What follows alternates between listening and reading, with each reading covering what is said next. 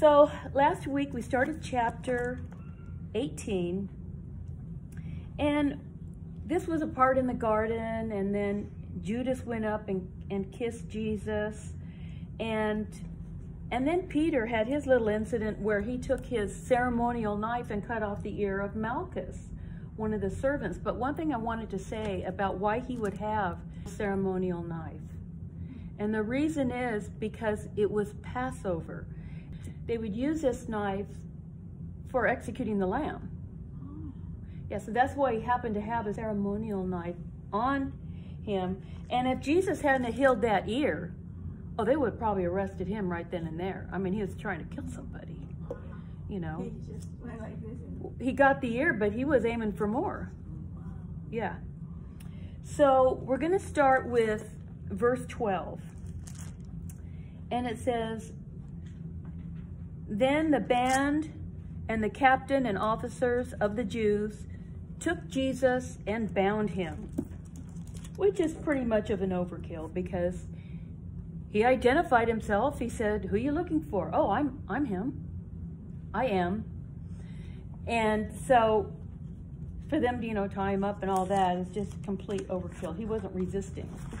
He wasn't resisting at all.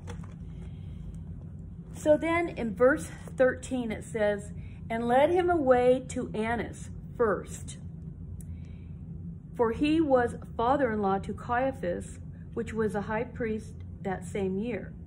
Now Caiaphas was he which gave counsel to the Jews that it was expedient that one man should die for the people." In John 11:49 and 50, he said, "And one of them named Caiaphas, being the high priest that same year, said unto them, Ye know nothing at all, nor consider that is it expedient that one man should die for the people, and that the whole nation perish not." They didn't want the Romans coming in and taking over their positions if there was some kind of uproar about Jesus trying to be king.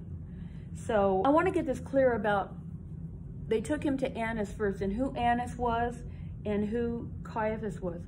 Caiaphas was the current high priest, but he wasn't the original high priest that was appointed by God. The one who was really appointed high priest was Annas. Okay? This Caiaphas is his son-in-law.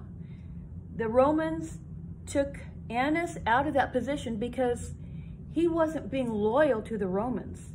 Now this Caiaphas was a puppet, and he was being loyal to the Romans. So really, Annas was for real the high priest, but he didn't have any authority. He was a desire of the people. The people respected him as being the high priest. But yet Caiaphas, because the Romans put him in place, he had the authority to do things as a high priest. But this is strange that when you think about it, why would they take him to Annas? Why would they even take him to a high priest? Okay, they got the Romans to come out there and arrest him, right? Well, logic would tell you they should just take him to the Roman compound, and then they would have Judas there to make the accusation that he had made before about sedition. But I think there's a problem why they didn't take him to the Romans. Judas fled the scene. We know that he had second thoughts, right? So maybe he wasn't available to make his accusation to the Romans. Brought him to Annas first. And one other reason is that they're ultimately going to bring him to Caiaphas, who's the legitimate high priest as far as the Romans are concerned. But he's going to have the Sanhedrin together, which is their Supreme Court. So it's going to take some time. This is the middle of the night. It's going to take some time to get all of these guys together who are in the Sanhedrin to have their trial. So anyway, they take him to Annas first. Now we're going to talk just a little bit about Peter.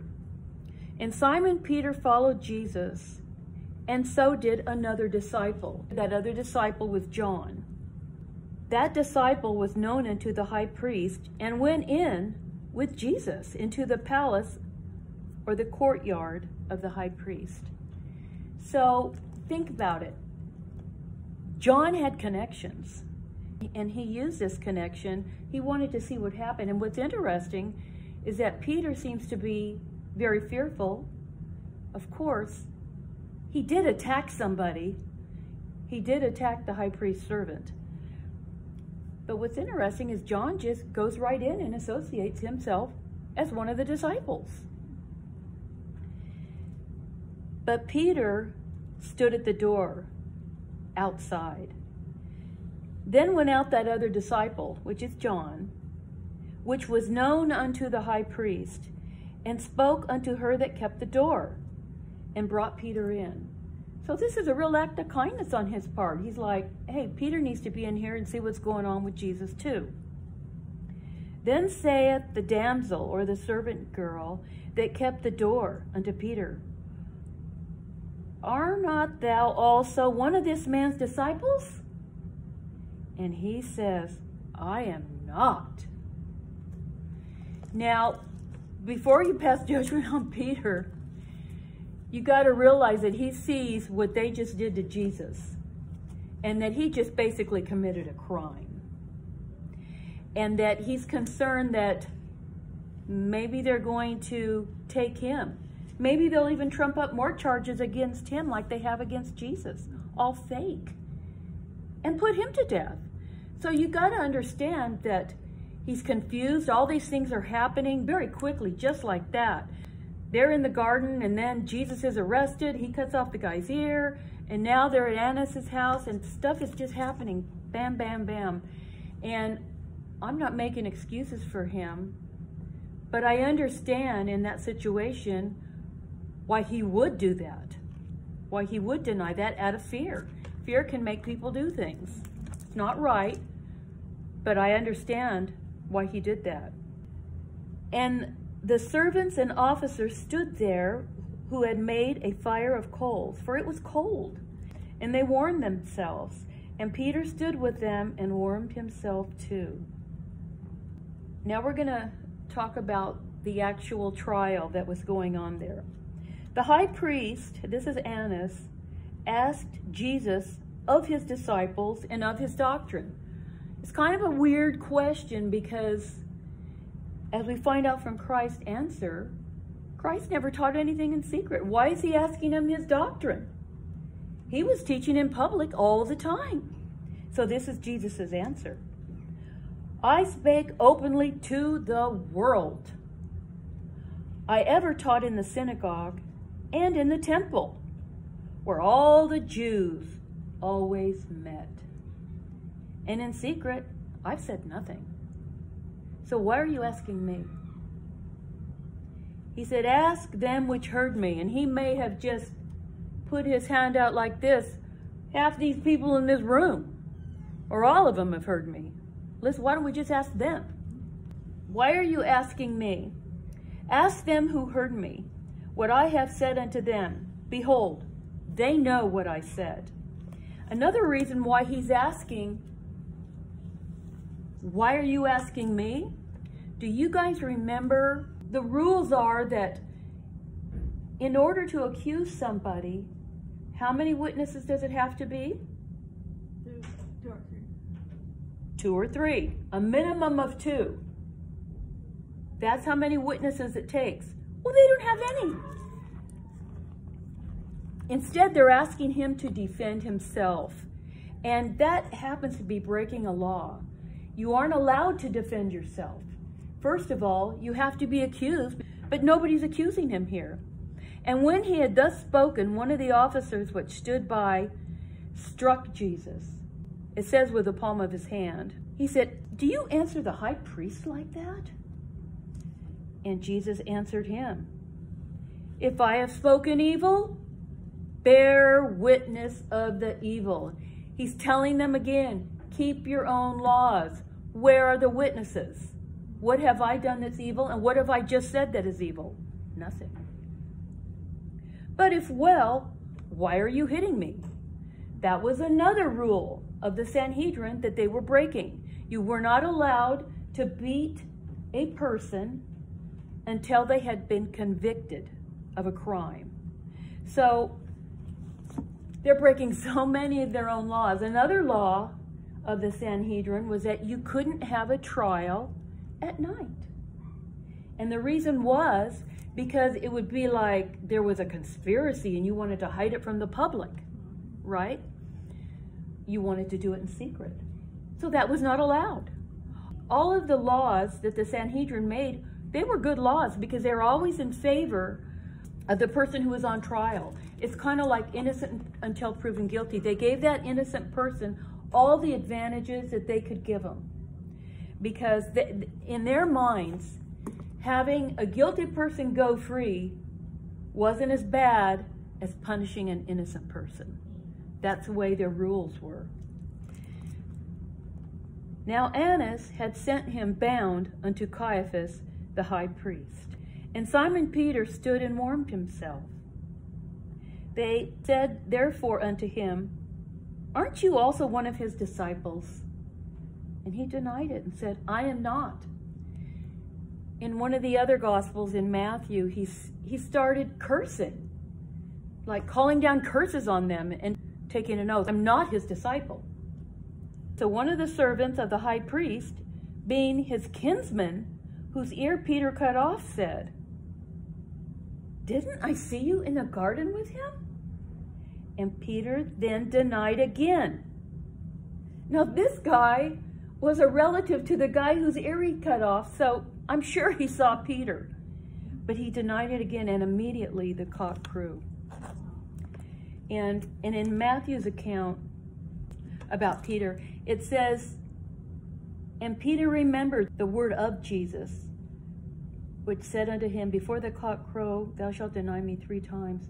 And he went out and wept bitterly. You know, Peter had an opportunity right then. He could have done something different. He realized, oh my gosh, what he said came true. But you know what he could have done? He could have said, hey, wait a minute, guys. I haven't been telling the truth. If he was really convicted, he could have said, I do know him and I'm his disciple. But he didn't. He just felt bad, but not bad enough to do that, which would be repent. Okay, so he sends them to Caiaphas. And in order to get the story of Caiaphas, we have to go to Matthew, because John does not tell that story. And none of the other Gospels tell the story about them taking him to Annas. So what I want to show you here, I'll pass this around, and then I want to show it to the camera. This is a diagram that shows where Annas' house was, and then where Caiaphas' house was, and the area in between where they would have had a fire, so that Peter would have been here. And so when they let him into the courtyard, he could have been here, and then when they went to Caiaphas' house, he still could have been here by the fire warming himself. I'm trying to show you how this diagram would help you understand. So now we're going to read a little bit about what happens with Caiaphas. Okay, so at Caiaphas' house, they had assembled all of the priests and the elders. It says in Matthew 26, starting at verse 57. And they that had laid hold on Jesus led him away to Caiaphas, the high priest, where the scribes and elders were assembled. So this would be their Supreme Court, which they are illegally holding at night. But Peter followed him afar off. He would have been way over here. But you know what? He was there. But Peter followed him afar off unto the high priest's palace, which is just down the way. And all the council sought false witness against Jesus to put him to death. Can you imagine in a court in our time how crazy it would be if the judge says, hey, we've got to get some false witnesses because this guy in the stand, we know he's innocent. Let's try to drum up some false witnesses. That's what's happening here. That is exactly what is happening. But they found none. It's kind of hard to find people in the middle of the night. At the last came 2 false witnesses. And they said, this fellow said, I'm able to destroy the temple of God and to build it up in 3 days. Well, you remember he did say that, speaking of the temple of his body. But even for someone to say that, if they were talking about the temple of the Lord, it's not a crime. It's not a crime to say that, but he was speaking about his body. And the high priest arose and said unto him, unto Jesus, aren't you going to answer anything? What is it which these witnesses say against thee? But Jesus held his peace. And the high priest answered and said unto him, I adjure thee by the living God, that you tell us whether you are the Christ, the Son of God. Okay, so Jesus' reply is, thou hast said. That's basically saying, yeah, you said it. Nevertheless, I say unto you, hereafter ye shall see the Son of Man sitting at the right hand of power and coming in the clouds of heaven. He's talking about his return. But he refers to himself as the Son of Man, and all of those religious leaders know what that means. Remember what I told you about Daniel chapter 7, verse 13, where he was given that title, the one who went up to heaven. And this is after the ascension, and he goes to the Ancient of Days. And then Daniel is saying he looks like the Son of Man because he looked like us when he went up there. They know what that means. They know that he's saying who he is. Then the high priest rent his clothes, saying, he has spoken blasphemy. What further need have we of witnesses? Oh, they do have need of witnesses. You always have need of witnesses. He's not in a position legally to make that decision. Say, we don't need witnesses. We're just going to use his testimony. They also had a law that you could not testify against yourself. And the reason was because you could be covering for somebody. You know, somebody who was truly guilty.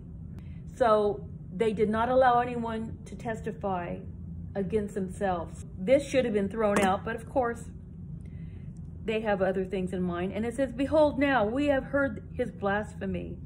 What think ye? He's talking to the whole Sanhedrin. And they answered and said, he is guilty of death. And the reason why they say he's guilty of death, because what blasphemy is saying that you are equal to God. And he was. He was telling the truth. Okay, so I want to tell you about a few other laws that they were breaking. And one of them is that they are already saying he's guilty. Because once a trial, the witnesses have given their testimony, according to the law of the Sanhedrin, you have to wait 24 hours before you even decide, are they innocent or guilty? And the reason why is because, well, maybe some more people, some more witnesses will come forward during that time. They gave the person who was being tried all the benefit of the doubt. It was really a good system. Of course, they weren't using it, but within 24 hours, there could be more testimony. After the verdict, they had to wait 72 hours after that to determine what the punishment would be. But they did it all in one sentence, right? So they're breaking all of their laws to try to prove that Jesus Christ broke one of theirs, and he didn't. Now this next verse is really